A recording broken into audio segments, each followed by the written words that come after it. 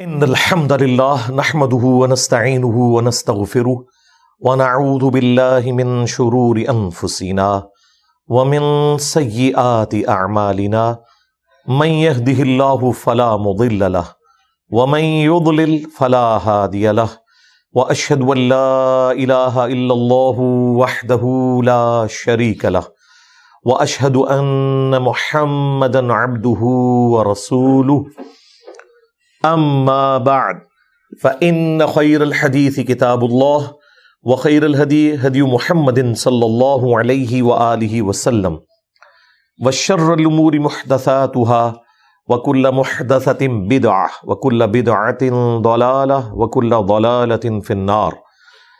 أعوذ بالله السميع العليم من الشيطان الرجيم من همزه ونفخه ونفثه. بسم الله الرحمن الرحيم. رب اشرح لي صدري ويسر لي امري واحلل عقدة من لساني يفقهوا قولي. بسم الله الرحمن الرحيم. ان الله وملائكته يصلون على النبي يا ايها الذين آمنوا صلوا عليه وسلموا تسليما. اللهم صل على محمد وعلى آل محمد كما صليت على إبراهيم وعلى آل إبراهيم إنك حميد مجيد. اللهم بارك على محمد وعلى آل محمد كما باركت على إبراهيم وعلى آل إبراهيم إنك حميد مجيد. اللهم ربنا آتنا في الدنيا حسنة وفي الآخرة حسنة وقنا عذاب النار. ربنا آتنا من لدنك رحمة وهيئ لنا من أمرنا رشدا. لا إله إلا أنت سبحانك إني كنت من الظالمين. حسبنا الله ونعم الوكيل.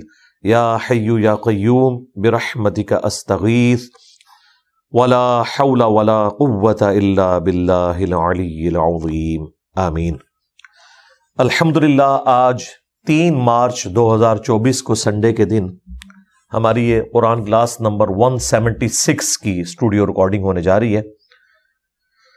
سورۃ الحجر کی چند آیات باقی ہیں، آخری رکوع آلموسٹ.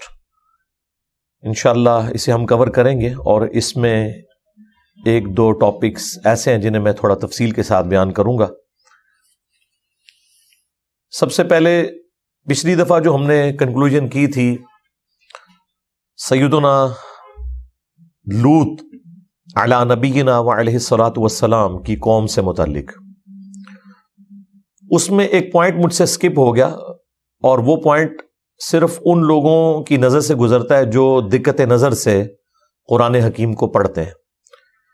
چونکہ میری خواہش ہے کہ میں قرآن حکیم کے حوالے سے کوئی بھی کنفیوژن جو پبلک میں مشہور ہے، خصوصاً انٹلیکچوئلس کے اندر، اور اس کا جواب عموماً عام بندوں کو پڑھ کے نہیں ملتا، میں اسے ایڈریس کرتا ہوں. ان میں سے ایک کنفیوژن یہ ہے کہ لوط علیہ السلام کی قوم پہ جو عذاب کا واقعہ آیا ہے وہ تفصیل کے ساتھ سورہ ہود میں ہم پڑھ چکے ہیں. سورۃ الاعراف میں بھی تھوڑا سا ذکر تھا، سورہ ہود میں بڑی تفصیل کے ساتھ آیا تھا. اسی پہ میری وہ ویڈیو بھی ریکارڈ ہے کلپ کی فارم میں، مرد کی مرد سے شادی، ہومو سیکچولیٹی، اس طرح کے الفاظ آپ لکھیں تو وہ کھل جائے گی. اس میں اس حوالے سے قوم لوط والا جو عمل کرے اس کی شرعی سزا کیا ہے قرآن و سنت کی روشنی میں نے تفصیل کے ساتھ اس کے اوپر ڈسکشن کی تھی. سورۃ الحجر میں بھی چونکہ وہ واقعہ تفصیل کے ساتھ آیا، میں نے اتنی تفصیل سے اس پہ گفتگو نہیں کی، احادیث کو سکپ کر دیا تھا. لیکن یہ سارا جو واقعہ ہے یہ سکیٹرڈ فارم میں قرآن میں موجود ہے. کچھ سورہ ہود میں آیا، اسی سے ملتا جلتا سورہ حجر میں آیا، لیکن چند ایک مسنگ چیزیں تھیں جو یہاں پہ آئیں وہ وہاں پہ نہیں ہیں. ادھر بھی ایک آدھ چیز ایسی ہے جو مس ہے، وہ سورۃ القمر میں آگے چل کے آئے گی، جو اس نظریے کو سپورٹ کرتی ہے جو تورات کے اندر آیا ہے، اور قرآن کی آیات میں اشارتاً اس کا ذکر ہے. لیکن سورہ قمر میں جب یہ لوط علیہ السلام کی قوم کا ذکر آتا ہے تو وہاں یہ ٹاپک کھل جاتا ہے کہ وہ جو فرشتے تھے وہ خوبصورت لڑکوں کی شکل میں آئے تھے، اور حضرت لوط علیہ السلام کی قوم ان کے پاس آئی، انہیں نہیں پتا تھا کہ یہ فرشتے ہیں، اور وہ اس بدکاری میں انوالو ہو چکے تھے. انہوں نے حضرت لوط علیہ السلام سے کہا کہ ان لڑکوں کو ہمارے حوالے کرو برائی کرنے کے لیے. تو لوط علیہ السلام کو بھی اس وقت تک نہیں پتا تھا کہ یہ فرشتے ہیں جو انسانی شکل میں آئے. یہ ٹروتھ ریویل ہوتا ہے سورہ ہود کے اندر. وہاں ترتیب بالکل وہ ہے جو زمانی ترتیب ہے، لیکن سورہ ہجر میں ہم نے جب پچھلی دفعہ یہ واقعہ کور کیا ہے، اس میں ترتیب اپنے ٹائم کے پوائنٹ آف ویو سے وہ والی نہیں ہے. اس میں شائبہ آ جاتا ہے. کوئی کہہ سکتا ہے کہ میں نے یہ جو دعویٰ کیا کہ حضرت لوط علیہ السلام کو نہیں پتا تھا، تو سٹارٹ میں اللہ تعالیٰ نے ذکر کیا ہے کہ ان فرشتوں نے حضرت لوط کو یہ بتایا کہ ہم عذاب لے کر آئے اور آپ نے اپنی آل کو لے کے نکل پڑنا ہے. 2 بیٹیاں آپ کی بیوی تو ہلاک کر دی جائے گی، ان پہ آئے گا عذاب. اور اس کے بعد ذکر آیا کہ ان کی قوم آئی اور وہ پھر اپنی قوم سے کہہ رہے ہیں کہ دیکھو میری قوم کی بیٹیاں موجود ہیں، تم مجھ سے میرے مہمان کیوں مانگ رہے ہو، مجھے ان مہمانوں کے سامنے کیوں بے عزت کرواتے ہو. تو اس سے یہ لگتا ہے کہ جب لوط علیہ السلام کو پہلے ہی پتا تھا کہ یہ فرشتے انسانی شکل میں عذاب دینے کے لیے آئے ہیں، پھر وہ اپنی قوم کی منتیں کیوں مار رہے تھے؟ انہیں تو چاہیے تھا کہتے کہ پترو تیار ہو جاؤ، آ گئے عذاب. تو سورۃ الحجر میں وہ زمانی ترتیب اللہ تعالیٰ نے فالو نہیں کی ہے، اس کی وجہ سے کنفیوژن آ جاتی ہے. اور قرآن میں کئی جگہ ایسا ہوتا ہے کہ الفاظ آگے پیچھے ہوتے ہیں، زمانی ترتیب کو اس طرح فالو نہیں کیا گیا ہوتا. وہ آپ نے جگہ ڈھونڈنی ہوتی ہے جہاں پہ واقعی وہ پوری ترتیب ٹھیک موجود ہو. اس کی روشنی میں باقی آیات کو سمجھنا ہوتا ہے. اس کی وجہ یہ کہ قرآن انسان کی لکھی ہوئی کتاب نہیں ہے. انسان جب کتاب لکھتا ہے تو اس طرح کی چیزوں کا خیال رکھتا ہے، چیپٹرز بھی باندھتا ہے. یہ ہیں اللہ تعالیٰ کے خطبات، پلس ان کے اندر ایک ڈیوائن میوزک موجود ہے. اس کو مینٹین کرنے کے لیے بعض اوقات واقعات آگے پیچھے ہو جاتے ہیں. ایون سورۃ البقرہ میں بنی اسرائیل کی ہسٹری کے واقعات بھی آگے پیچھے ہوئے ہیں. اب جو گائے کو ذبح کرنے کا واقعہ وہ پہلے بیان ہوا ہے، اور یہ جو واقعہ ہے کہ اس گائے کا وہ حصہ جو ہے تم اس مردے کو ٹچ کرو تو وہ مردہ وقتی طور پر زندہ ہو کے بتا دے گا کہ میرا قاتل کون ہے. یہ واقعہ بعد میں ہے. حالانکہ زمانی ترتیب میں بات یوں تھی کہ یہ ڈیمانڈ پہلے کی گئی تھی کہ اس کا قاتل کون ہے. اس کے جواب میں اللہ نے کہا تھا کہ تم ایک گائے کو قربان کرو، اس کا جو گوشت ہے اس کو ٹچ کرنا، لیکن وہ ترتیب قرآن میں ویسی نہیں ہے. تو ترتیب بعض اوقات آگے پیچھے ہوتی ہے. اسی طریقے سے قصہ آدم اور ابلیس قرآن میں 7 دفعہ ہے. بلیو پرنٹ تو ایک جیسا ہے لیکن الفاظ ڈیفرنٹ ہے. جو الفاظ سورہ الاعراف میں آئے ہیں وہ سورہ صاد میں مسنگ ہے. جو سورۃ الحجر میں آئے ہیں وہ نہ سورۃ الاعراف میں آئے ہیں جو کہ تفصیلی ہے، نہ سورہ صاد کے اندر. اس طرح سورۃ الکہف میں بڑا مختصر ذکر آیا، لیکن وہاں ایک اتنا بڑا ٹروتھ آیا جو 6 جگہ نہیں آیا کہ ابلیس جو ہے وہ جنوں میں سے تھا اس لیے اس نے نافرمانی کی. باقی 6 جگہ آپ کو پڑھ کے لگتا ہے کہ ابلیس بھی فرشتہ تھا. پھر بندہ کنفیوژن میں آ جاتا ہے کہ فرشتے تو اللہ کی نافرمانی نہیں کرتے، اس نے کیوں کی؟ اور سٹارٹ بھی یوں ہی ہے کہ اللہ نے فرشتوں سے کہا وَإِذْ قَالَ رَبُّكَ لِلْمَلَائِكَةِ اسْجُدُوا لِآدَمَ، تو یقیناً پھر فرشتوں کا ہی حکم تھا، تو ابلیس کو تو حکم ہی نہیں تھا، وہ کیسے بیچ میں داخل ہو گیا؟ تو پھر میں نے سورۃ الحجر میں یہ جب واقعہ ہے میں نے پوری اس کی کنفیوژن دور کی کہ ٹوٹیلٹی میں رزلٹ نکالا جاتا ہے. یہ ساری باتیں میں اس لیے کر رہا ہوں، وہ لوگ جو احادیث کے اوپر اعتراض کرتے ہیں انہوں نے احادیث کو ماننا کوئی نہیں ہوتا، خواہ وہ منکرین احادیث ہوں یا حنفی ہوں. وہ بظاہر اس قسم کے الفاظ کا جو فرق مختلف احادیث میں آتا ہے نا، اس کی پلی لے کے کہتے ہیں جی حدیثیں جو ہیں قابل اعتبار ہی نہیں، اضطراب ہے. یہ اکثر آپ سنیں گے جی رفع الیدین کی حدیثوں میں تو اضطراب ہے جی، حالانکہ وَأَنْتُمْ تَعْلَمُونَ انہیں پتا ہوتا ہے کہ بھائی جب قرآن میں اس طرح کا اضطراب انورٹڈ کامہ میں موجود ہے تمہارے بقول، بھائی گفتگو تو اللہ تعالیٰ کی اور ابلیس کی ایک ہی دفعہ ہوئی ہے نا، وہ 7 دفعہ کیا 700 دفعہ بھی آتی نا، الفاظ میں فرق نہیں ہونا چاہیے تھا. بھائی اللہ نے ایک بات کی، شیطان نے اس کے جواب میں ایک بات کی، پھر اللہ نے ایک بات کی، شیطان نے اس کے جواب میں ایک بات کی. لیکن آپ کو ہر جگہ الفاظ کا چناؤ مختلف نظر آئے گا. وہ الفاظ صورتوں کے وزن میں بٹھائے گئے ہیں. جو ڈیوائن میوزک چلتا ہے اس کے لیے پھر اللہ تعالیٰ کو الفاظ بھی چینج کرنے پڑے. جب الفاظ چینج ہوئے ہیں تو یقیناً یہ وہ الفاظ کون انگلی رکھ کے کہہ سکتا ہے کہ سورۃ الاعراف والے الفاظ جو ہیں یہ ایگزیکٹ ہیں یا سورہ ہجر والے ایگزیکٹ ہیں؟ وہ آپس میں بھی میچ نہیں کرتے. پھر اس سے بڑھ کر اللہ تعالیٰ کی گفتگو تو آواز کے ساتھ ہوگی نہیں, اس کا موڈ تو ہمیں پتہ ہی نہیں. لیس کمثلہ شیء وہو السمیع البصیر. تو اس طرح کے جو کنفلکٹ آتے ہیں احادیث میں, تو سب کو جمع کر کے ایک آپٹیمل سولوشن نکالا جاتا ہے. اگر اس کی بنیاد پہ کوئی احادیث کو ریجیکٹ کرے گا پھر قرآن کے اوپر بھی یہ اعتراض بن سکتا ہے, لیکن اس اعتراض کا جواب ہم کہتے ہیں بھی سب کو ایک جگہ جمع کریں. تو میں نے جب اس کو دقت نظر سے دیکھا, میں نے پچھلی دفعہ جب سورہ ہجر کی آیات کور کر رہا تھا نا, لوط اسلام والی, تو میں نے آپ کو بلو پرنٹ واقعہ تو سنایا. جب میں نے خود اس کو کور کیا نا ترجمے کے ساتھ, اسی دوران مجھے احساس ہو گیا, میں نے کہا یار یہ تو میں ان کو بتا رہا ہوں کہ ان کو تو پتہ ہی نہیں تھا کہ یہ فرشتے عذاب لے کے آئے ہیں. اسی لیے تو سورہ ہود میں آتا ہے کہ کاش میرے پاس کوئی مضبوط قلعہ ہوتا, میں اپنے مہمانوں کی حفاظت تو ان ظالموں سے کر لیتا. بھائی اگر حضرت لوط علیہ السلام کو یہ پتا ہوتا ہے یہ فرشتے ہیں, تو انہوں نے کیوں یہ کہنا تھا کاش میں ان کی حفاظت کرتا؟ وہ تو حضرت لوط علیہ السلام کو بچانے آئے ہوئے تھے. تو میں خود کنفیوز ہو گیا کہ یار یہ کیا ہے. پھر میں نے دقت نظر سے جب دیکھا تو وہاں اصل جو ترتیب ہے نا وہ سورہ ہود میں ہے. سورہ ہجر میں وہ زمانی ترتیب کے مطابق نہیں ہے آیات. جو واقعہ بعد میں ہوا وہ پہلے ہے. بعد میں کیا واقعہ ہوا کہ فرشتوں نے بتا دیا کہ ہم عذاب لے کے آئے, لیکن سورہ ہجر میں جب یہ واقعہ بیان ہوا ہے تو پہلے آیا کہ فرشتوں نے کہا ہم عذاب لے کے آئے ہیں, آپ اپنے بیوی بچوں کو لے کے نکلیں, لیکن آپ کی بیوی پکڑی جائے گی, بچیاں آپ کی بچ جائیں گی. اور اس کے بعد ہے کہ وہ آگے حضرت لوط علیہ السلام کے پاس, انہوں نے کہا حوالے کرو. پھر لوط علیہ السلام وہی کہہ رہے ہیں کہ میری عزت رکھو, یہ میرے مہمان ہیں. پھر بندہ کہتا ہے یار ان کی جان بخشی کی بھیک کیوں مانگی جا رہی ہے اپنی قوم سے, کیوں درخواست کی جا رہی ہے جبکہ ان کو پتہ نہیں تھا. سورہ ہود میں ترتیب درست ہے, یہاں پہ ترتیب ویسے نہیں ہے زمانی اعتبار سے, وہ اصل ہے, یہاں پہ صرف واقعے کے طور پر بیان ہوا ہے. اور سورہ القمر میں آیا کہ انہوں نے حضرت لوط علیہ السلام کے مہمانوں کو بہلانے پھسلانے کی کوشش کی کہ کس طریقے سے وہ لڑکے ہمارے ہتھے چڑھ جائیں. وہ وہاں پہ موجود ہے.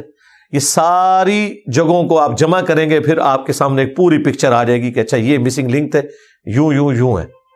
قرآن کا مقصد عام سٹائل میں گفتگو کرنا نہیں ہے, چونکہ قرآن کی جو آیات ہیں اور جو صورتیں ہیں یہ اللہ تعالیٰ کے خطبات ہیں, اور خطبات میں بات کرتے ہوئے آگے پیچھے بات ہو جاتی ہے, اس میں زمانی ترتیب کا خیال رکھنا ضروری نہیں ہے.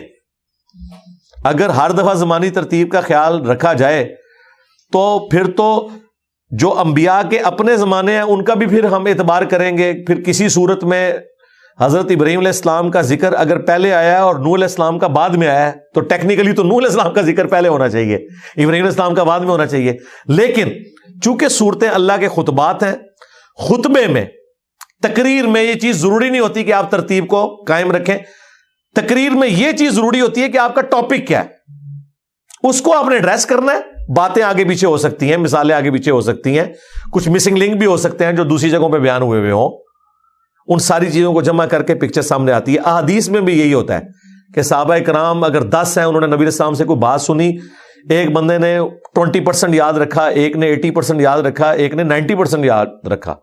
اور بعض اوقات ایسا ہوتا ہے کہ 90% جس نے یاد رکھا ہوا ہے نا وہ 10% ایسا بھولا ہوتا ہے جو 20% والے نے بیان کر دیا ہوتا ہے.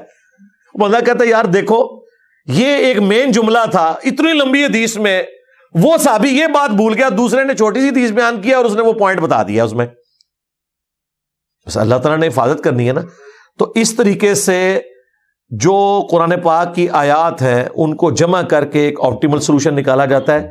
احادیث کو بھی ایک جگہ جمع کر کے ایک آپٹیمل سولوشن نکالا جاتا ہے. اگر یہ قرآن کا عیب نہیں ہے تو وہ احادیث کا عیب نہیں ہے, یہ ذہن میں رکھیے گا. یہ پاسبل نہیں ہوتا. یہ ویڈیوز ہم کیوں بناتے ہیں؟ آپ مجھ سے انہی آیات کا درس 10 دفعہ دلوائیں گے, میں 10 دفعہ الفاظ کا چناؤ ڈفرنٹ کروں گا, مفہوم میں ایک ہی بیان کر رہا ہوں گا. ایک نیچرل چیز ہے. اس طرح صحابہ کرام انسان تھے, انہوں نے چیزیں سنی, اس کے مطابق ان کو آگے بیان کیا. بعض اوقات بتانے میں ان سے چیزیں اوور لک ہوئیں، بلکہ یہاں تک بھی ہوا ہے، بخاری مسلم میں آتا ہے کہ انس بن مالک جب بوڑھے ہو گئے تو جو انہوں نے خود اپنی حدیثیں بیان کی ہوئی تھی نا، ان میں سے کئی چیزیں خود بھول چکے تھے. کچھ تابعین جب ان کو ملنے کے لیے گئے اور واپسی پہ آ کے حسن بصری کو انہوں نے بتایا کہ ہم نے انس بن مالک سے حدیث شفاعت سنی ہے، تو انہوں نے یوں بیان کی. تو انہوں نے پوچھا بس اتنی بیان کی؟ انہوں نے کہا ہاں اتنی بیان کی. انہوں نے کہا کہ جب وہ جوان تھے نا تو انہوں نے مجھ سے یہ حدیث بیان کی ہوئی ہے، اس میں تو یہ الفاظ بھی ہیں اور اس کے بعد بھی ہے. پتہ نہیں وہ بھول گئے ہیں یا جان بوجھ کے انہوں نے وہ حصہ سکپ کر دیا جو آخر والا حصہ تھا. اب یہ کون کہہ رہا ہے؟ حسن بصری. حسن بصری یہ ان تابعین میں سے ہیں جن سے صحابہ نے حدیثیں روایت کی ہوئی ہیں. خود تابعی ہیں، صحابہ نے ان سے حدیثیں روایت کی ہیں، کیونکہ انہوں نے کسی سینئر صحابی سے کوئی حدیث سنی ہے اور کوئی جونیئر صحابی تھا جس کے علم میں وہ حدیث نہیں تھی، تو وہ حسن بصری سے بیان کرتا ہے کہ میں نے حسن بصری سے سنا اور انہوں نے بتایا کہ مجھے حضرت انس بن مالک نے بتایا یا مجھے حضرت ابو ہریرہ نے بتایا. یہ بہت بڑی آنر کی بات ہے. تو صحابہ بھی صحابہ سے روایت کر دیتے ہیں. جس طرح مولا علی سے کئی حدیثیں ابو طفیل عامر بن واصلہ نے بیان کی ہیں، جو آخری صحابی فوت ہوئے 110 ہجری کے اندر. شیعان علی میں سے تھے، جنگ جمل صفین نہروان میں حضرت علی کے ساتھ رہے، لیکن انہوں نے جب اسلام قبول کیا تھا اس وقت ان کی عمر 7-8 سال تھی. بس نبی اسلام کو انہوں نے مختصر وقت کے لیے ہی دیکھا، تو ظاہر ہے انہوں نے حضور کی صحبت تو نہیں کی تھی، تو یہ پھر سینئر صحابہ سے حدیثیں سن سن کے آگے بیان کرتے تھے. تو اس طرح معاملہ ہو جاتا ہے. تو یہ قرآن پاک میں بھی جو اس طرح کے واقعات ہیں انہیں تختہ مشق بالکل نہیں بنانا چاہیے، اور قرآن کے اسٹوڈنٹ کو یہ بات پتہ ہونی چاہیے کہ اس طرح کے جو پرابلمس آتے ہیں بظاہر جو ٹیکنیکل پرابلمس ہیں، لٹریچر کی بک کے اندر ایسا ہو سکتا ہے. قرآن کا جو سٹائل ہے وہ ایسا ہے کہ اس میں الفاظ کے چناؤ کا بھی پھر مختلف جگہوں پر واقعات مختلف انداز میں بیان ہوئے ہوتے ہیں، اور بعض اوقات لوگ اسی طرح کی کنفیوژن کو اٹھاتے ہیں اور پھر کہتے ہیں جی قرآن تو سورہ النساء کی آیت نمبر 82 میں کہہ رہا ہے کہ اگر قرآن اللہ کے سوا کسی اور ہستی کی طرف سے ہوتا تو تم اس میں اختلاف کثیر پاتے. تو اختلاف کثیر تو ہے، اور وہ اختلاف کثیر ان کی نظر میں ہوتا ہے بھائی کسی اہل علم سے پوچھو، وہ ایک ایک چیز کو ریزالو کریں گے کہ یہ بات یوں نہیں تھی، یوں ہوئی، تم نے یہ چیز چھوڑ دی ہے اس کی وجہ سے یوں ہوا. کیونکہ لٹریچر کی کتاب ہے، لٹریچر کی کتاب ظاہر ہے میتھمیٹکس کی طرح نہیں ہوگی. دنیا میں میتھمیٹکس ایک ایسی چیز ہے جو پرفیکشن کے ساتھ ہے، جو پرفیکشن آپ چاہتے ہیں کہ 2 کی جگہ ہمیشہ 2 ہی آئے گا، 3 نہیں لے سکتا. لیکن لٹریچر میں ایسا نہیں ہوتا. لٹریچر میں جب آپ ایک واقعہ بیان کرتے ہیں اس کو 10 مختلف انداز میں جب بیان کیا جاتا ہے ایک ہی واقعے کو، تو الفاظ بدل جاتے ہیں. 2 کی جگہ 3 بھی آ سکتا ہے، 3 کی جگہ 4 بھی آ سکتا ہے. یہ سمجھانے کے لیے بات کر رہا ہوں. لہذا قرآن نہ تو سائنس کی کتاب ہے، نہ یہ میتھمیٹکس کی بک ہے، نہ یہ فزکس کی بک ہے. اگرچہ یہ ان چیزوں کو بیان کرتی ہے، لیکن سٹائل اس کا کیا ہے؟ لٹریچر کا. لٹریچر کا پھر سٹائل اسی طریقے سے ہوتا ہے کہ اس کو، اور پھر لٹریچر میں بھی کون سی فارم؟ خطبے کی فارم، تقریر کا سٹائل، سٹارٹ جاندار، بیچ میں مثالیں اور ٹاپک. اس طریقے سے یہ نہیں ہے کہ سورہ بقرہ کا نام اگر بقرہ گائے ہے تو اس میں صرف گائے کا ذکر ہے، نہیں، تھوڑا سا ایک واقعہ ہے، باقی اتنی بڑی سورہ بقرہ ہے، وہ صرف اس کے ٹائٹل کے طور پہ. سورۃ العنکبوت مکڑی، یہ نہیں ہے کہ اس میں کوئی مکڑی کے فضائل بیان ہوئے. کفار کے ایمان کو مکڑی سے تشبیہ دی گئی ہے، ورنہ پورے کا پورا ٹاپک اس کا توحید ہے. اہل ایمان کو جو تکلیفیں اٹھانی پڑتی ہیں اللہ کی راہ میں اس کا ذکر موجود ہے، لیکن اس کو ایک ڈومیننٹ نام دے دیا. اچھا، یہ اللہ تعالیٰ سے چیز میں نے بھی سیکھی ہے. آپ دیکھیں ہماری ویڈیوز میں جب ہم اپنی پوڈ کاسٹ اپلوڈ کرتے ہیں تو پوڈ کاسٹ کا تو ہر دفعہ ٹائٹل پوڈ کاسٹ ہونا چاہیے. آپ دیکھیں ہماری ہر پوڈ کاسٹ کا ٹائٹل ڈیفرنٹ ہوتا ہے، اور اس میں جو سب سے ڈومیننٹ چیز میں نے ڈسکس کی ہوتی ہے نا، وہ ہم نے اردو میں اوپر لکھی ہوتی ہے. حالانکہ وہ اس 1.5 گھنٹے میں صرف 15 منٹ یا 10 منٹ ڈسکس ہوئی ہوتی ہے، باقی سوا گھنٹہ کچھ اور ڈسکس ہوا ہوتا ہے، لیکن ٹائٹل میں وہ چیز ہوتی ہے. یہ قرآن سے میں نے لرن کیا ہے کہ جو ڈومیننٹ چیز ہے نا اس کو آپ اس کے ٹاپک پہ ڈال دیں. سورہ بقرہ میں جو بقرہ کا جو واقعہ تھا وہ ڈومیننٹ تھا کہ انبیاء اکرام کے ساتھ بال کی کھال اتارنے والا معاملہ کرنا، اس کا کیا نقصان ہوتا ہے کہ قومیں پھر برباد ہوتی ہیں، ان سے ہدایت اٹھ جاتی ہے. باقی تو اس میں بنی اسرائیل کے واقعات کتنے آئے ہیں، شرعی احکامات، نکاح کے، طلاق کے، سب کچھ بیان ہوا ہے، لیکن نام ہے سورہ البقرہ۔ سورہ آل عمران، آل عمران کا تو تھوڑا سا ذکر ہے، اس میں تو میجورٹی ذکر حضرت عیسیٰ علیہ السلام کا ہے، ٹھیک ہے وہ ان کی اولاد میں سے ہے، لیکن اس کا نام اگر ہم دیکھیں نا آج کے ماڈرن دور میں تو جیزس کرائسٹ ہونا چاہیے تھا اس سورت کا نام، لیکن اللہ تعالیٰ نے اس ایک چیز کو ڈومینیٹ کر دیا۔ سورہ مریم، لگتا ہے کہ حضرت مریم کے گرد ہی گھومتی ہوگی، نہیں، حضرت مریم کا تھوڑا سا ذکر ہے، باقی ابراہیم علیہ السلام کا، باقی پیغمبروں کا ذکر ہے۔ سورہ محمد، عام بندے سے پوچھے سورہ محمد تو وہ کہے گا جی اس میں تو ذکر ہوگا نبی علیہ السلام کی زلفوں کا رنگ کیا تھا، آپ کی آنکھیں، عام بندے تو یہی سمجھتے ہیں، حالانکہ سورہ محمد کا کوئی لینا دینا نہیں نبی علیہ السلام کی بایوگرافی کے ساتھ۔ سورہ محمد سورہ قتال ہے کہ نبی علیہ السلام کو اللہ نے تلوار کے ساتھ مبعوث کیا ہے تاکہ بدماشوں کی امپائرز کو اکھاڑا جائے، قتال سے متعلق ہے سورہ محمد، چھوٹی سی سورت ہے، اور قتال کے لیے ضروری ہے کہ جنت کی نعمتیں یاد کروائی جائیں ورنہ کوئی جان نہیں دے گا۔ تو جنت کا جو بیان سورہ محمد میں ہوا ہے اس سٹائل میں قرآن کی کسی صورت میں نہیں ہوا، کیونکہ آپ جان مانگ رہے ہیں انسان سے تو جان تو دی جائے گی پھر بہت بڑی کسی لالچ پہ، اور یہ پازیٹیو لالچ کی میں بات کر رہا ہوں جو سورہ سجدہ میں ہے کہ اللہ کے بندے جو ہیں وہ خوف اور طمع کے ساتھ اپنے رب کو پکارتے ہیں، خوف بھی اور طمع بھی، دونوں چیزیں، یہ پازیٹیو چیز ہے۔ اس لیے یہ قرآن کے طالب علم کو پتا ہونا چاہیے کہ میں جو یہ پڑھ رہا ہوں اس کے ساتھ ریلیٹڈ چیزیں کہاں ہیں، تو میں ان ساری چیزوں کا باریکی سے خیال رکھتا ہوں خود، اس لیے یہ دیکھیں میں نے آلموسٹ 25 منٹ اس کے اوپر لگا دیے ہیں تاکہ یہ چیز ان اٹینڈڈ نہ رہے۔ اگر پچھلی دفعہ یہ صورت ختم ہو جاتی تو یہ سارا ٹاپک میرا سکپ ہو جانا تھا۔ آج مجھے پتا ہے یار یہ آیات ہی تھوڑی سی رہ گئی ہیں، تو میں اس ٹاپک کو بھی تھوڑا سا بیچ میں ایڈریس کر دوں تاکہ ہماری یہ قرآن ریکارڈنگ میں آ جائے اور لوگوں کو اس حوالے سے کوئی تشنگی نہ رہے۔ اگر اس ٹاپک پہ بھی کسی نے کوئی ویڈیو بنانی ہے تو وہ اس کا کلپ کاٹ کے ایک ویڈیو بنا سکتا ہے کہ یار یہ والی چیزیں، لہذا منکرین حدیث جو قرآن کی بنیاد کے اوپر احادیث کو تختہ مشق بنا لیتے ہیں ان کے لیے یہ پھکے کے طور پر ہے۔ پچھلے دنوں بھی ہمارے لائیو سیشن میں بھی ایک بھائی آیا تو میں نے اس کو یہی پھکی کے طور پہ بات کی کہ قرآن میں سجدہ تعظیمی کی حرمت کہیں رپورٹ نہیں ہوئی۔ قرآن میں سجدہ تعظیمی کا ذکر موجود ہے کہ فرشتوں نے سجدہ کیا آدم علیہ السلام کو، یوسف علیہ السلام کو ان کے بھائیوں نے اور ماں باپ نے سجدہ کیا، لیکن قرآن پورے میں کہیں نہیں لکھا ہوا کہ اب سجدہ تعظیمی حرام ہے، اور پوری امت کا اجماع ہے کہ سجدہ تعظیمی حرام ہے، جبکہ قرآن کہہ رہا ہے کہ سجدہ تعظیمی تو جائز ہے۔ تو منکرین حدیث کو بڑا غصہ آیا، وہ لائیو سیشن میں آ کے ایک بندے نے سوال ریکارڈ کرایا، جی انجینئر صاحب نے جو ہے نا غلط بیانی کی ہے، قرآن میں تو حرمت آئی ہے سجدے کی، حالانکہ میں اپنی اس ویڈیو میں بیان کر چکا تھا کہ جو حرمت آئی ہے سورہ حمیم السجدہ میں، جسے سورہ فصلت کہتے ہیں، سورت نمبر 41، وہ حرمت آئی ہے سجدہ عبادت کی، کہ مت پوجو سورج کو اور چاند کو اور ستاروں کو، بلکہ اس کی عبادت کرو جس نے ان کو پیدا کیا۔ وہ سجدہ تعظیمی کا ذکر نہیں ہے، سجدہ عبادت کا ہے۔ سورج کی لوگ پوجا کرتے تھے نا، قوم سبا کس کی پوجا کرتی تھی؟ سورہ نمل میں آیا ہدہد نے کہا کہ میں نے قوم دیکھی ہے جو سورج کی عبادت کر رہی ہے۔ تو قرآن میں جو سجدہ عبادت ہے اس کی حرمت آئی ہوئی ہے، وہ تو ہمیشہ سے ہی ہے۔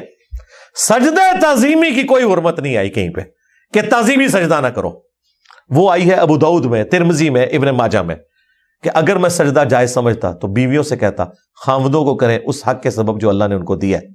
جب ایک صحابی نے حضور کو سجدہ کیا، ابو داؤد کے الفاظ ہیں، نبی علیہ السلام نے فرمایا سر اٹھا، یہ کیا کر رہے ہو تم؟ انہوں نے کہا میں ہیرا نامی شہر کوفے کے پاس نجدیوں کے علاقے میں گیا، وہاں لوگ اپنے سردار کو سجدہ کرتے ہیں، آپ تو اللہ کے رسول ہیں۔ نبی علیہ السلام تو نہیں فرمایا، ابھی قرآن میں سورت حمیم السجدہ میں حرمت آ چکی ہے۔ صحابہ سے زیادہ کون قرآن جانتا تھا؟ آپ نے فرمایا جب میں فوت ہو جاؤں گا تم میری قبر سے گزرو گے، کیا قبر پہ سجدہ کرو گے؟ انہوں نے کہا نہیں یا رسول اللہ۔ فرمایا مجھے بھی سجدہ نہ کرو، اگر میں سجدہ تعظیمی جائز سمجھتا تو بیویوں سے کہتا کہ خاوندوں کو کرے۔ سجدہ عبادت تو کسی شریعت میں بھی کسی کے لیے نہیں رہا۔ حضرت جبرائیل نے آدم علیہ السلام کو سجدہ عبادت نہیں کیا تھا، سجدہ تعظیمی کیا تھا۔ سجدہ تعظیمی اس امت میں حرام ہوا ہے، اور یہ اللہ تعالیٰ نے شرح صدر کیا میرے اوپر کہ اللہ تعالیٰ نے توحید کو کامل ہی اس امت میں کیا ہے کہ ایک چھوٹی سی کوئی شکل باقی تھی نا ٹو باؤ ڈاؤن کی تعظیمن بھی، وہ بھی اللہ نے کہا ختم، صرف خدا کے ساتھ خاص. اور واللہ یقین کریں جو توحید کا ٹیسٹ قرآن پڑھ کے آتا ہے نا، میں گلٹ فیل کرتا کہ اگر میں رسول اللہ کی امت میں نہ ہوتا اور مجھے کسی انسان کے سامنے سجدہ تعظیمی بھی کرنا پڑتا. جو اس توحید کا مزہ ہے نا کہ سجدہ تعظیمی بھی کسی کے لیے نہیں آؤ، یہ اس امت کی خوبی ہے.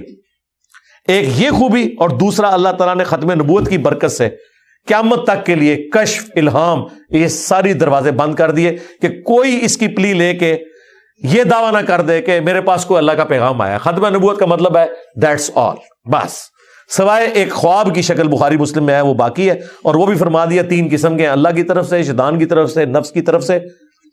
وہ کوئی کنفرم نہیں کر سکتا یہ اللہ کی طرف سے ہے یا نہیں جب تک کہ وہ پازیٹیولی ایگزیکیوٹ نہ ہو جائے.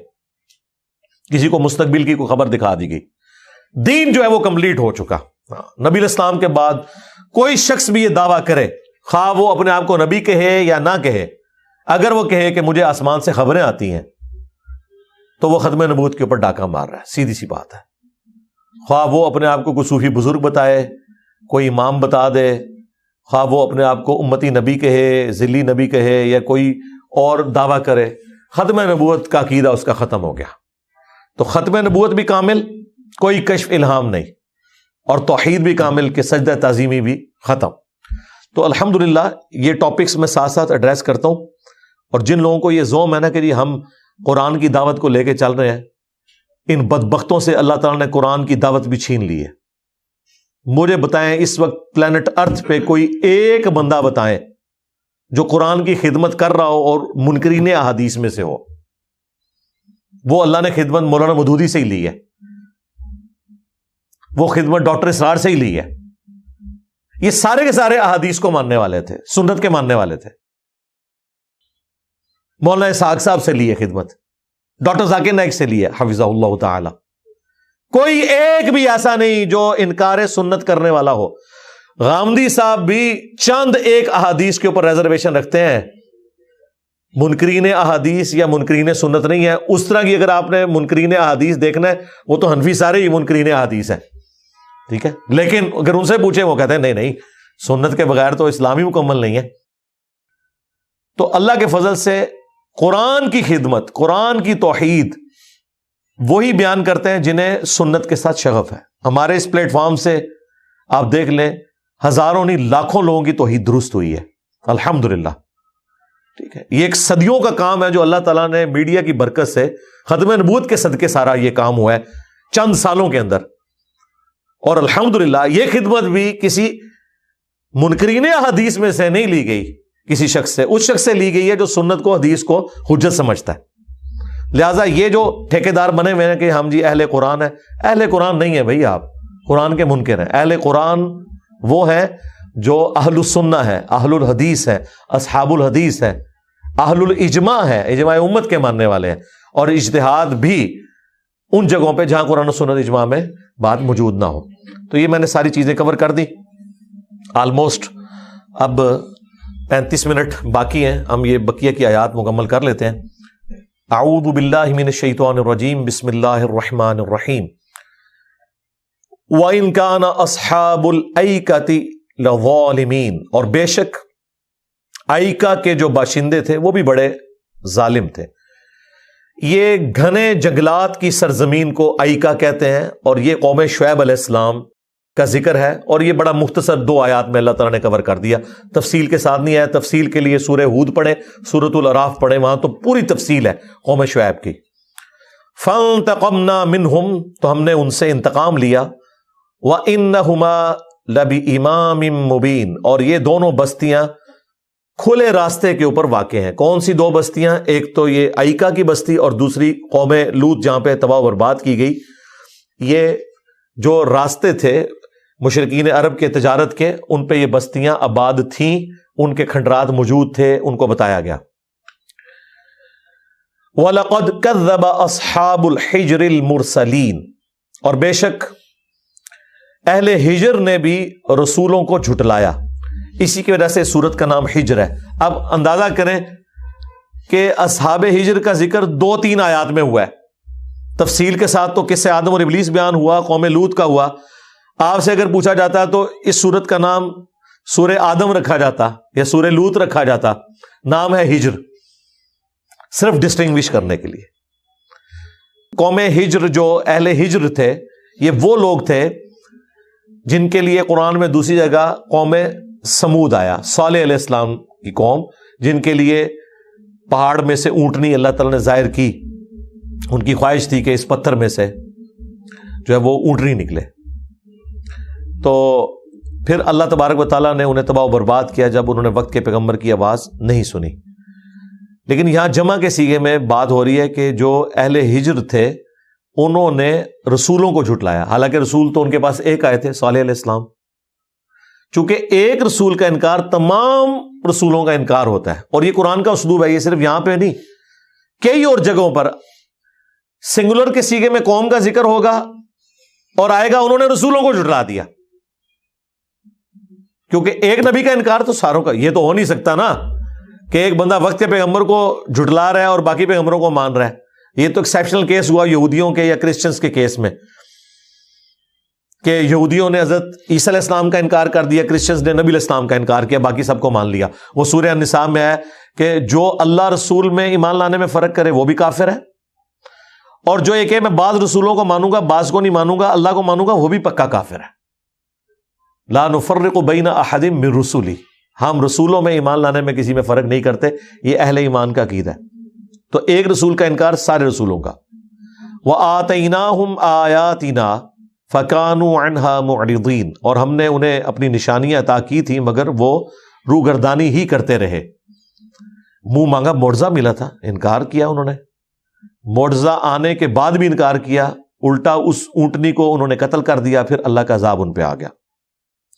وَكَانُوا يَنْحِتُونَ مِنَ الْجِبَالِ بُيُوتًا آمِنِينَ، اور وہ پہاڑوں میں کھود کھود کر گھر بنایا کرتے تھے اور بے خوف ان گھروں میں رہا کرتے تھے.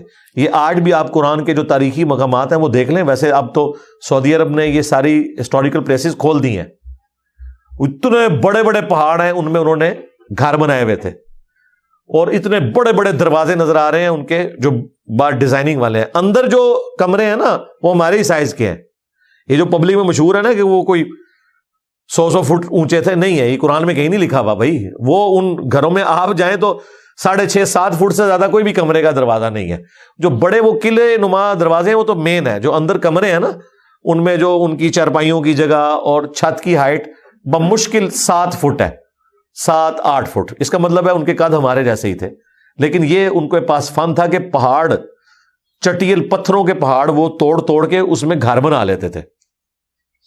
تو ظاہر اوزار تھے ان کے پاس، اللہ نے ان کو یہ مہارت دی ہوئی تھی اور یہ سارا وہ کام کر لیتے تھے اور بڑے امن سے رہ رہے تھے. فَأَخَذَتْهُمُ الصَّيْحَةُ مُصْبِحِينَ، لیکن صبح سویرے ان کو ایک خوفناک چنگھاڑ نے آ پکڑا. فَمَا أَغْنَىٰ عَنْهُمْ مَا كَانُوا يَكْسِبُونَ، پس انہیں فائدہ نہیں پہنچایا جو کچھ وہ دنیا میں کمایا کرتے تھے، مال نے یا ان کے اتنے بڑے محلات نے یا ان کے مکانوں نے ان کو کوئی فائدہ نہیں پہنچایا. جب اللہ کا عذاب آیا تو وہ پہاڑوں کے اندر بھی اللہ تعالیٰ نے ان کو اس چنگھاڑ کے عذاب میں وہ وہیں ایکسپائر کر دیا. ان کو ایسی اونچی آواز تھی. یہ جو قوم سمود کی بستی ہے صالح علیہ السلام کی، غزوہ تبوک سے واپسی پہ بخاری مسلم میں آتا ہے نبی علیہ السلام یہاں سے گزرے، اور نبی علیہ السلام کے خوف خدا کا آپ اندازہ کریں. آپ صلی اللہ علیہ وآلہ وسلم جب ادھر سے گزر رہے تھے تو آپ نے اپنی چادر اپنے منہ پہ لپیٹ لی اور اپنی سواری تیز کر لی اور صحابہ کو کہا کہ یہاں پہ عذاب آیا تھا، یہاں سے جلدی سے گزر جاؤ. حالانکہ عذاب بہت پہلے آیا ہوا تھا. یعنی وہ اللہ تعالی کی عذاب کی یاد دلانے والی جگہ ہے، وہاں پہ سٹے بھی نہ کیا جائے. اس کو وائس ورثہ کر لیں کہ پھر اللہ تعالیٰ کی جو نیک بندوں کی جگہ ہے نا وہ اللہ کے رحمت کے مقامات ہیں. جس طرح اللہ تعالیٰ کی جو عذاب کی جگہ ہیں وہ قیامت تک کے لیے ان جگہوں سے آپ نے فوراً گزرنا ہے. بلکہ ایون حج میں نبی علیہ السلام نے جہاں وہ ابرا کا لشکر تباہ ہوا تھا وہ عرفات سے مزدلفہ آتے ہوئے راستے میں وہ جگہ آتی ہے، نبی السلام وہاں بھی تیزی سے گزرے تھے. ابھی پیدل راستہ بھی جو انہوں نے بنایا ہوا ہے نا، وہاں لکھا ہوا ہے کہ یہ جو وادی ہے ادھر سے آپ نے جلدی سے گزرنا ہے. نبی السلام وہاں سے گزرے تھے کہ یہاں پہ ابرا کا لشکر تباہ ہوا تھا. وہ کب تباہ ہوا تھا؟ جس سال نبی السلام پیدا ہوئے تھے. اور نبی السلام اسی راستے سے آپ سمجھ لیں آلموسٹ کوئی 60 سال کے بعد گزر رہے ہیں، اور جلدی سے، کہ یہاں پہ اللہ کا عذاب آیا تھا. لے جی، یہاں پہ یہ انبیاء کرام کے واقعات تو مکمل ہوئے. اب یہ سورت کنکلوڈ ہو رہی ہے، چند آیات باقی ہیں. وما خلقنا السماوات والارض وما بینہما الا بالحق، اور ہم نے آسمانوں کو اور زمین کو نہیں پیدا کیا مگر با مقصد، پرپز فل. اور مقصد کیا ہے؟ مقصد یہ ہے کہ انسان کے لیے سب کچھ بنایا گیا، انسان کو اللہ نے اپنے لیے بنایا، سیدھی سی بات ہے. اور اس کا ڈراپ سین یہ ہے وَإِنَّ السَّاعَةَ لَآتِيَةٌ، اور بے شک قیامت ضرور آ کر رہے گی. فَاصْفَحِ الصَّفْحَ الْجَمِيلَ، تو اے نبی علیہ السلام آپ اپنے مخالفین سے درگزر کی روش اختیار کریں. ظاہر نبی علیہ السلام اتنے سالوں سے تکلیف کاٹ رہے تھے، اور آپ کے دل میں بھی خواہش آتی تھی کہ میں اتنے عرصے سے انہیں کہہ رہا ہوں کہ پیغمبر کا انکار کرو گے تو عذاب آ جائے گا، اور الٹا وہ بھی مذاق اڑایا کرتے تھے کہ اتنے سالوں سے ہم تمہاری دھمکیاں سن رہے ہیں، عذاب تو کوئی نہیں آیا. اب عذاب تو آنا تھا جا کے 15 سال بعد، 13 سال مکے کے اور 2 سال مدینے کے. 2 ہجری میں عذاب کی پہلی قسط آئی ہے غزوہ بدر کی شکل میں. تو 15 سال، اس میں بھی 2/3 قرآن مکی ہے جس میں دھمکی ہیں. تو ظاہر 15 سال ایک بندہ دھمکی سنتے رہے تو وہ کہے گا یار یہ تو 15 سال سے کر رہے، ہوا تو کچھ بھی نہیں ہمارے ساتھ. ایک نیچرل چیز ہے. تو پھر حضور علیہ السلام کو بھی اللہ تعالیٰ تسلی دیتا تھا کہ آپ نے ٹینشن نہیں لینی، درگزر کریں، انشاءاللہ اللہ کے ہاں ایک وقت مقرر ہے، آ جائے گا.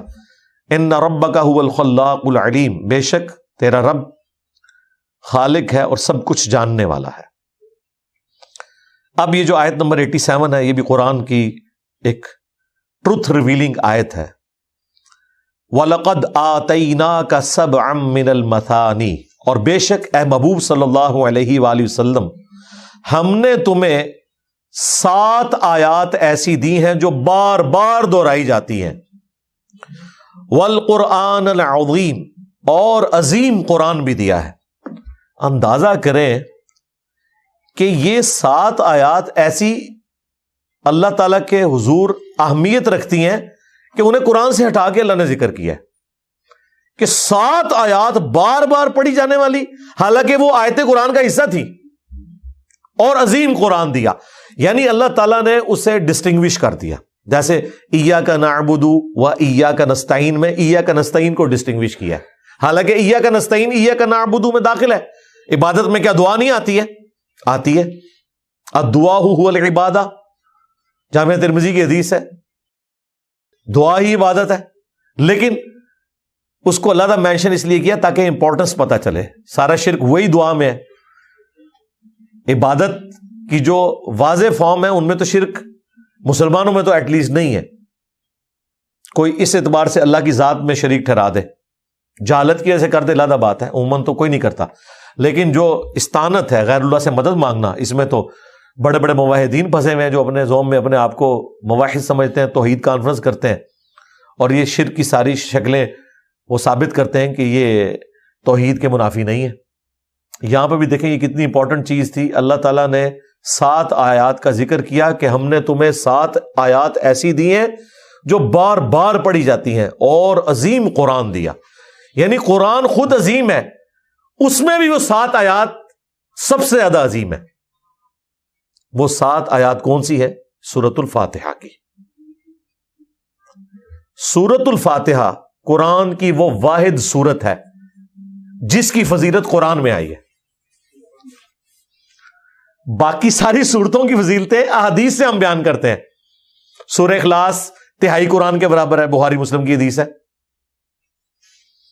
سورہ ملک جامعہ ترمذی ابو داؤد میں حدیث موجود ہے کہ جو اپنے پڑھنے والے کی شفاعت کرے گی اور اسے اللہ سے بخشوا لے گی.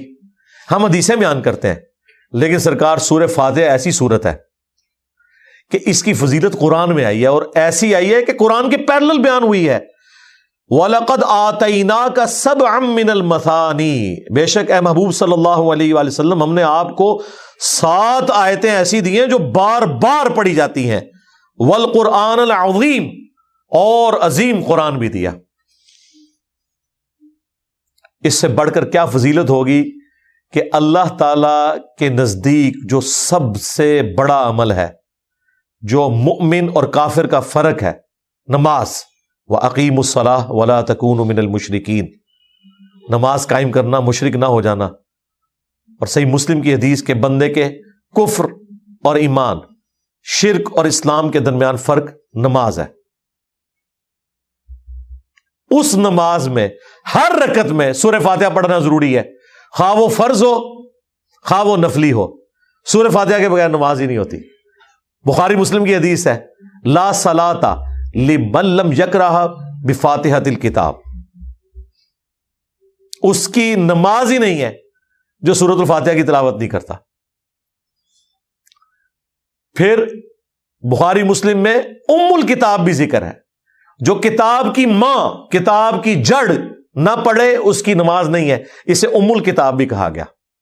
فاتحہ یعنی قرآن کو کھولنے والی، یہ قرآن کی چابی بھی ہے، قرآن کی ماں بھی ہے، قرآن کی جڑ بھی ہے سورہ فاتحہ۔ اس سے بڑی کیا بات ہوگی یار، آپ امیجن کریں کہ ہر نماز کی ہر رکعت میں آپ جو مرضی پڑھیں، لیکن فاتحہ آپ نے پڑھنی ہے، باقی پورے قرآن میں سے آپ کی جو مرضی پڑھیں، لیکن فاتحہ آپ نے پڑھنی ہے، اس کے بغیر آپ کی نماز ہی نہیں ہونی۔ بلکہ جامع ترمذی میں حدیث ہے، نبی علیہ السلام کہتے ہیں کہ سورہ فاتحہ جیسی سورت نہ تورات میں ہے، نہ زبور میں ہے، نہ انجیل میں ہے۔ اللہ نے کسی پیغمبر کو اس طرح کی سورت نہیں دی جو مجھے دی ہے، سورۃ الفاتحہ۔ یہ اتنی عظیم سورت ہے۔ صحیح بخاری میں اسی آیت کے کانٹیکسٹ میں ایک حدیث ہے، سیم یہی آیت پڑھ کے نبی علیہ السلام نے بیان کیا۔ صحیح بخاری میں حدیث ہے، نبی علیہ السلام نے ایک صحابی کو کسی کام سے بلایا تو وہ تھوڑی دیر بعد حاضر ہوئے۔ نبی علیہ السلام نے کہا کہ میں نے تمہیں بلایا تھا۔ انہوں نے کہا یا رسول اللہ میں نماز پڑھ رہا تھا، مجھے آپ کی آواز آئی ہے لیکن میں نماز پڑھ رہا۔ تو آپ نے فرمایا کہ کیا تم نے قرآن کی یہ آیت نہیں سنی ہوئی سورۃ الانفال کی کہ جب اللہ اور اس کا رسول بلائیں فوراً حاضر ہو جایا کرو۔ یعنی نبی علیہ السلام اس پلانٹ ارتھ پہ واحد پرسنالٹی ہیں کہ اگر کوئی شخص اپنی نماز اسی جگہ پر چھوڑ کر آپ کا حکم سننے کے لیے آئے تو اس کی نماز نہیں ٹوٹے گی، کیونکہ وہ اللہ کے ایک حکم سے دوسرے حکم کی طرف جا رہا ہے، اور واپسی میں وہیں سے نماز شروع کرے گا، نئے سرے سے بھی نہیں شروع کرے گا، کیونکہ ایک حکم سے دوسرے کی طرف ٹرانسفر ہو رہا ہے۔ یہ پروٹوکول صرف نبی علیہ السلام کا ہے۔ باقی کیسز میں آپ کو نماز توڑنی پڑے گی، نبی علیہ السلام کے کیس میں نماز ٹوٹے گی نہیں، بلکہ ایک حکم سے دوسری طرف جا رہے ہیں۔ مجبوراً ہو سکتا ہے کوئی ایمرجنسی ہو گئی ہے یا کوئی اور ایشو ہو گیا تو نماز توڑنی پڑ جائے، لیکن اس کیس میں نماز ٹوٹے گی نہیں۔ تو نبی علیہ السلام نے جب ان کو کہا، اب نبی علیہ السلام کو یہ بھی احساس ہوا کہ میری یہ بات سن کے اس کو تھوڑا فیل ہوا ہوگا۔ پھر آپ نے فرمایا کہ اچھا میں تمہیں نا اس مسجد سے نکلتے ہوئے قرآن کی سب سے عظیم سورت بتاؤں گا کہ کون سی ہے۔ اب وہ صحابی تو انتظار میں بیٹھ گئے کہ اللہ کے محبوب صلی اللہ علیہ وآلہ وسلم مجھے بتائیں گے قرآن کی سب سے عظیم سورت کون سی ہے۔ جب نبی علیہ السلام مسجد سے نکلنے لگے تو اس صحابی نے حضور کا ہاتھ پکڑ لیا، کہا یا رسول اللہ آپ اپنا وعدہ پورا کریں، آپ نے مجھے یہ مدنی رشوت جسے کہتے ہیں نا وہ باپا جانی، پازیٹیو سینس میں کہ مجھے ایک آفر دی تھی، تو مجھے بتائیں قرآن کی سب سے عظیم سورت کون سی ہے۔ تو آپ نے فرمایا وہ ہے الحمدللہ رب العالمین، اور پھر آپ نے پڑھا کہ یہ ہے سبع من المثانی، یہ ہیں وہ 7 آیات جو بار بار دہرائی جاتی ہیں جو اللہ تعالیٰ نے مجھے عطا کی ہیں۔ الحمدللہ رب العالمین، سورۃ الفاتحہ۔ اچھا اس حدیث سے یہ بھی پتہ چل گیا کہ بسم اللہ سورہ فاتحہ کا حصہ نہیں ہے، بسم اللہ کے بغیر 7 آیات پوری ہوتی ہے، ورنہ نبی علیہ السلام کہتے بسم اللہ الرحمن الرحیم الحمدللہ رب العالمین، نیچرل تھا۔ یہ حدیث بھی ثبوت ہے، لہذا امام حنیفہ کا موقف درست ہے کہ بسم اللہ قرآن کا تو حصہ ہے فاتحہ سے پہلے، اور قرآن کے اندر آیت بھی ہے سورہ نمل کی آیت نمبر 30، انہو من سلیمان و انہو بسم اللہ الرحمن الرحیم. لیکن سورتوں سے پہلے جو بسم اللہ آئی ہوئی ہے نا، انکلوڈنگ سورہ فاتحہ، وہ سورہ فاتحہ کا حصہ نہیں ہے، لیکن سنت ضرور ہے کہ آپ نے سورہ فاتحہ ہو یا کوئی بھی سورت جب سٹارٹ کریں گے بسم اللہ ضرور پڑھیں گے. قرآن کا حصہ بھی ہے لیکن سورت کا حصہ نہیں ہے. یہ حدیث ان کو سپورٹیو ہے. ایک اور حدیث صحیح مسلم حدیث ہے، عبداللہ ابن عمر کہتے ہیں کہ رسول اللہ صلی اللہ علیہ وآلہ وسلم اور حضرت ابو بکر اور حضرت عمر اپنی نماز کی قرات کا آغاز الحمدللہ رب العالمین سے کرتے تھے. اس میں بسم اللہ کا ذکر نہیں ہے، یعنی بسم اللہ آپ نے پڑھنی ہے آہستہ اور سورہ فاتحہ کو بلند آواز سے پڑھنا ہے. لہذا الحمدللہ رب العالمین سے ہی سورہ فاتحہ شروع ہوتی ہے. امام شافعی بسم اللہ کو قرآن کا حصہ مانتے ہیں سورہ فاتحہ کے آیت کے طور پر. اہل تشیع بھی بسم اللہ کو قرآن کا حصہ مانتے ہیں سورہ فاتحہ کی آیت کے طور پر. ہمارے نزدیک امام حنیفہ کا موقف درست ہے، اور اس وجہ سے نہیں کہ امام حنیفہ نے کہا ہے. اگر امام حنیفہ نے کوئی اس طرح کی بات کی ہوتی تو آپ کو حنفیوں نے یہ حدیثیں بتائی ہوتی ہیں. حدیثیں تو ہم آپ کو بتا رہے ہیں، حدیثیں تو نبی علیہ السلام کی ہیں. ٹھیک ہے کہ یہ الحمدللہ رب العالمین سے سورت شروع ہوتی ہے.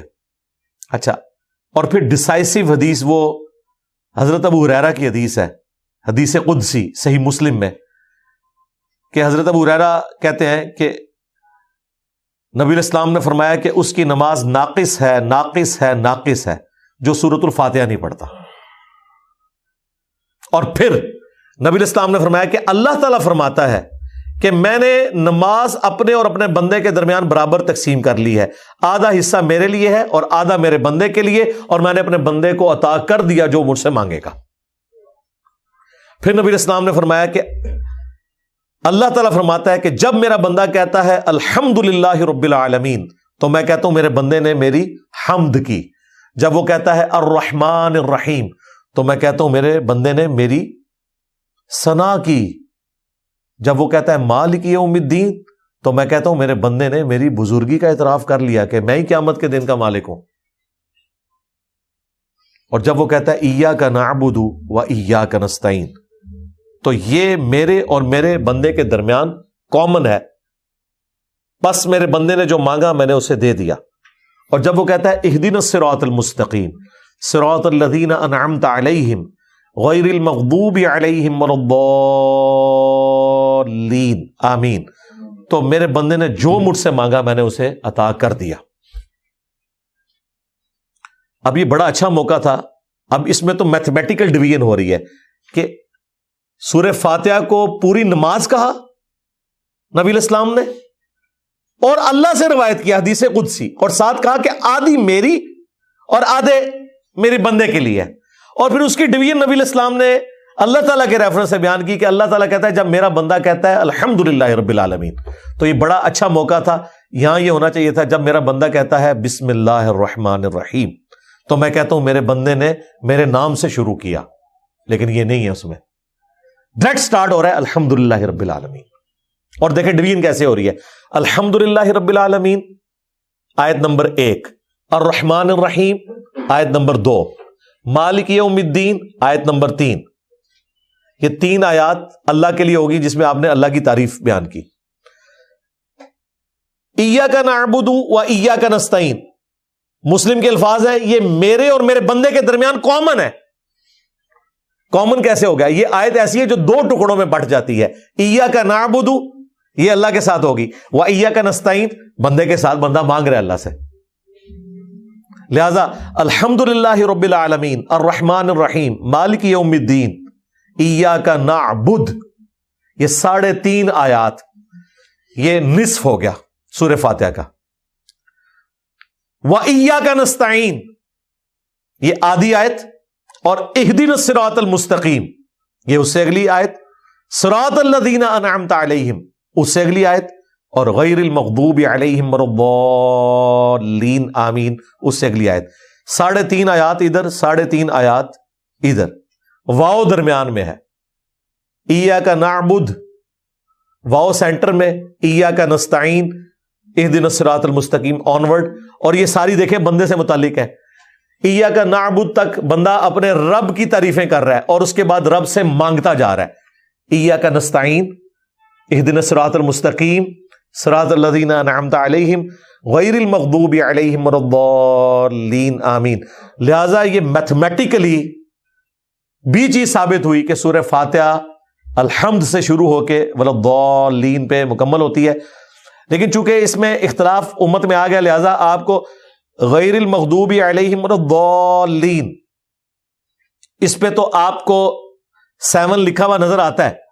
لیکن عام جو قرآن ہے آپ ان میں دیکھیں وہ جو گول دائرے آپ کو نظر آتے ہیں نا، صراط الذین انعمت علیہم، اس کے بعد آپ کو گول دائرہ نہیں نظر آتا لکھا ہوا، ادھر صرف چھوٹا سا چھیڑ ڈلا ہوا ہے کہ یہاں پہ 6 آیت مکمل ہوئی ہے. وہ اختلاف کی وجہ سے ہوا ہے، ورنہ یہاں دائرہ بھی ڈال دیا جائے کوئی فرق نہیں پڑتا. یہ یعنی احادیث کی روشنی میں نے ثابت کر دیا کہ سورۃ الفاتحہ جو ہے وہ الحمد سے لے کے ولا الضالین تک ہے. باقی تو سورہ فاتحہ کے تعارف میں نے کافی فضائل سنائے تھے. مسئلہ نمبر 112 ABC بلکہ 111 ABC اور 112 ABC، یہ 6 لیکچرز میں نے الا بذکر اللہ تطمئن القلوب، پچھلی دفعہ جو 344 لیکچر میں قرآن مکمل کیا اس میں نے قرآن کی صورتوں کے 12 صورتوں کے فضائل اور صبح و شام کے اذکار اس میں کور کیے میں. وہ جسے شوق ہے وہ دیکھ لے. سورۃ الفاتحہ کے ذریعے صحیح بخاری اور مسلم میں آتا ہے کہ ایک قبیلے کے سردار کو جب ایک زہریلا بچھو یا کوئی سانپ کاٹ گیا اس کا دم سے علاج کیا گیا. تو سورۃ الفاتحہ شفا بھی دینے والی ہے اور سب سے بڑھ کر ہمارے عقیدے کی بنیاد ہے یہ، اور ہر نماز کا ایک لازمی جزو ہے یہ. والقرآن العظیم، اور عظیم قرآن بھی. اب اس کے بعد اللہ تعالیٰ فرما رہا ہے کہ اے نبی جب ہم تمہیں 7 آیات بار بار پڑھی جانے والی دے رہے ہیں اور قرآن دے رہے ہیں، اس کے بعد اب اس چیز کی ضرورت نہیں ہے. لا تمدن عینیک الی ما متعنا بہ ازواجا منہم، اب آپ نے اپنی آنکھ اٹھا کر بھی نہیں دیکھنا ان لوگوں کی طرف جنہیں ہم نے دنیا کا مال دیا ہے.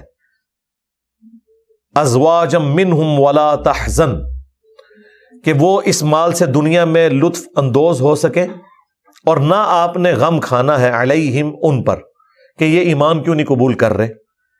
وَخْفِضْ جَنَاحَكَ لِلْمُؤْمِنِينَ، آپ نے اہل ایمان کے لیے اپنے کندھوں کو جھکا کے رکھنا ہے نرمی کے ساتھ. بلکہ اگر اس کو یعنی وہ ترجمہ کیا جائے جس طرح یہ الفاظ جو اس کے الفاظ ہیں وہ تو کہہ رہے ہیں کہ اپنے پروں کے نیچے لینا ہے. جیسے ایک مرغی اپنے چوزوں کی حفاظت کے لیے اپنے پروں کے نیچے لے لیتی ہے نا، تو آپ نے اپنے پروں کے نیچے اپنے اہل ایمان ساتھیوں کو لینا ہے، اصحاب صفہ جو ڈیووٹڈ اصحاب ہیں. باقی جو لوگ ایمان نہیں قبول کرنے والے ان کا غم آپ نے نہیں کھانا. وقل، اور فرما دیجئے انی انا النذیر المبین، کہ بے شک میں تو کھلا ڈر سنانے والا ہوں.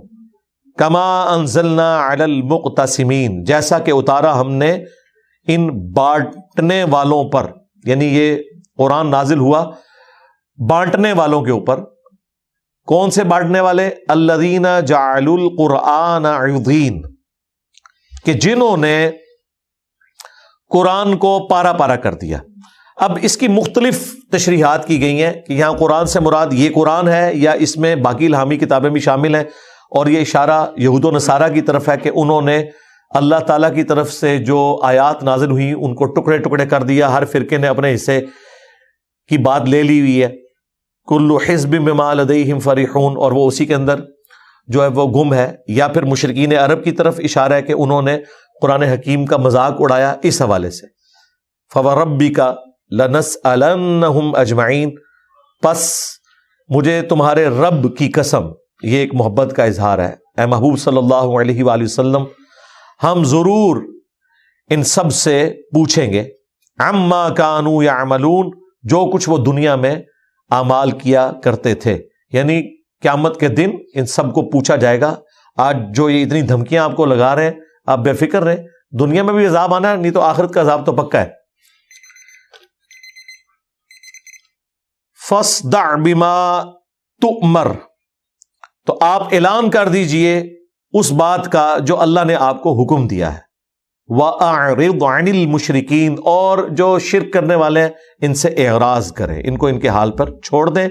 اِنَّا كَفَيْنَاكَ الْمُسْتَهْزِئِينَ، بے شک ہم ہی آپ کو کفایت کر جائیں گے جو آپ کا مذاق اڑانے والے لوگ ہیں ان کے مقابلے پر. یہ بڑی مشہور آیت ہے، میں نے کئی ایک لیکچرز میں کوٹ کی ہے، سورۃ الحجر کی آیت نمبر 95، کہ اللہ تعالیٰ نے اپنے ذمہ کرم پر لے لیا ہے کہ جو بھی نبی علیہ السلام کا مذاق اڑائے گا اللہ تعالیٰ خود جواب دینے والا ہے. دیکھیں پچھلے 100 سالوں میں 60,000 کتابیں رسول اللہ کے خلاف لکھی گئی ہیں. اگر ریشو پروپورشن کیلکولیٹ کریں، ان 100 سالوں میں جتنی تعداد میں مسلمان بڑھے ہیں پچھلے 1300 سال میں نہیں بڑھے. اور اس ماڈرن دور میں جب لوگوں کے لیے ریلیجن کوئی اہمیت نہیں رکھتا، Islam is the fastest growing religion in America, in Europe, تو یہ ہمیں معجزہ نظر آ رہا ہے. نبی علیہ السلام کو ملائن کرتے ہیں، اللہ تعالیٰ آپ صلی اللہ علیہ وآلہ وسلم کی تعریف میں کافروں سے کتابیں لکھوا دیتا ہے کہ کامیاب ترین پرسنالٹی پلانٹ ارتھ پہ اگر کوئی ہے تو محمد رسول اللہ ہے صلی اللہ علیہ وآلہ وسلم. الذین یجعلون مع اللہ الہا آخر، یہ وہ لوگ ہیں جو آپ کا مذاق اڑانے والے، انہوں نے تو اللہ کے ساتھ اور ہستیوں کو معبود ٹھہرا لیا ہے. فسوف یعلمون، تو عنقریب یہ اس کا انجام جان لیں گے. وَلَقَدْ نَعْلَمُ أَنَّكَ يَضِيقُ صَدْرُكَ بِمَا يَقُولُونَ، اور ہمیں خوب معلوم ہے کہ ان کی باتوں سے آپ کا سینہ بھیجتا ہے، آپ کا دل تکلیف میں آتا ہے جب یہ آپ کے بارے میں اس طرح کی گفتگو کرتے ہیں، آپ کو اپنی زبان سے تکلیف دیتے ہیں، آپ کا مذاق اڑاتے ہیں. ظاہر انسان کے تو احساسات ہوتے ہیں، کیا کیا تکلیفیں آپ کو اٹھانی پڑی ہیں. تو آپ کو یہ تکلیفیں دیں گے، لیکن آپ نے اپنی تکلیفوں کو رفع کس طرح کرنا ہے؟ فَسَبِّحْ بِحَمْدِ رَبِّكَ، پس آپ اپنے رب کی تسبیح کریں، اس کی حمد کریں، تعریف کریں. وَقُمْ مِنَ السَّاجِدِينَ، اور سجدہ گزاروں میں شامل رہیں. آپ اللہ کے حضور جھکتے رہیں، ان عبادات کی برکت سے اللہ تعالیٰ آپ کو صبر دے دے گا. وَاعْبُدْ رَبَّكَ حَتَّى يَأْتِيَكَ الْيَقِينُ، اور اپنے رب کی عبادت کرتے رہنا یہاں تک کہ تمہیں موت آ جائے. الیقین یہاں پر موت ہے، کیونکہ سورہ مدثر میں اللہ تعالیٰ نے الیقین کو موت کے ایکویلنٹ بیان کیا ہے کہ اہل جہنم سے کہا جائے گا کہ دنیا میں تم اسی طریقے سے یاشی کرتے رہے یہاں تک کہ تم یقین کو پہنچ گئے اور اب ہمارے حضور پیش ہو گئے ہو. تو یقین سے مراد قرآن نے سورہ المدثر میں موت کو ذکر کر دیا ہے. تو اپنے رب کی عبادت کرتے رہے یہاں تک کہ موت آ جائے، یعنی موت تک اپنی ایفرٹ پٹ کرنی ہے، غافل نہیں ہونا. نبی علیہ السلام کو تعویل خاص کے اعتبار سے کہا گیا، باقی تعویل عام میں تو جو بھی قرآن کا قاری ہے اس تک یہ میسج پہنچایا گیا کہ یہ ایک دن کی گیم نہیں ہے، ہاں یہ مسلسل ایفرٹ ہے.